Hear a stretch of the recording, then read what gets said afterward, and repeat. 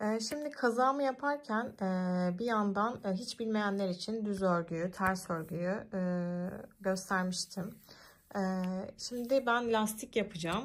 Kazağımın alt kısmına lastik yapıyorum.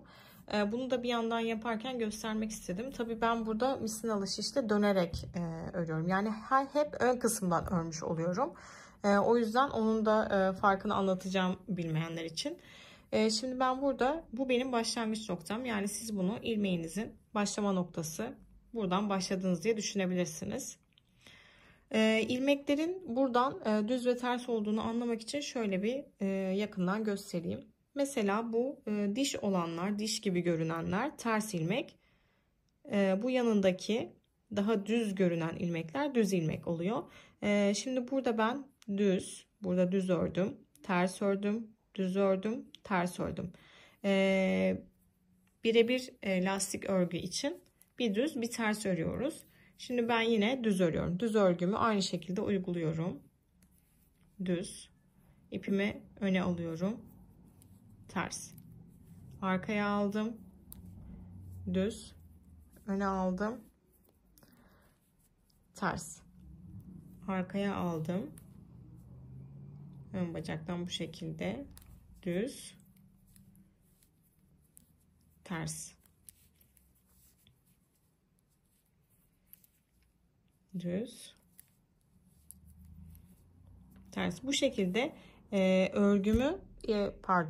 bu şekilde örgümün son kısmına kadar düz ters şeklinde devam ediyorum. Sonra ters kısma dönmeniz gerektiğinde onu da göstereceğim. Ben bu sıramı bitireyim. Evet, tekrar başladığım yere geldim. Düz ters şeklinde sonuna kadar ördüm.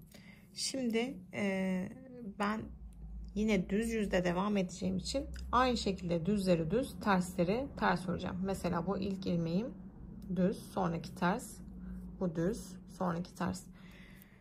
Siz eğer iki şişli örüyorsanız sizin şu anki başlayacağınız yer bu şekilde görünüyor olacak. Yani tersler, bu sefer ilk ilmeğiniz ters, ikinci ilmeğiniz düz görünüyor olacak. Üst üste düzgün bir şekilde sıraların denk gelmesi için düz görüyorsanız düz, ters görüyorsanız ters örmeye devam edeceksiniz. Yani düz ve ters örgüyü bilmeyen için biraz bu video zorlayıcı olabilir.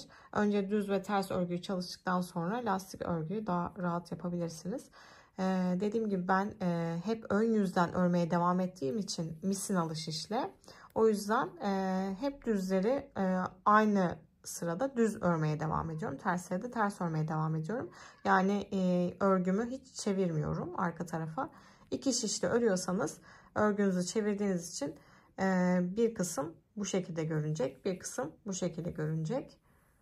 Buna dikkat ederseniz düzgün bir şekilde lastik örgünüzü oluşturabilirsiniz.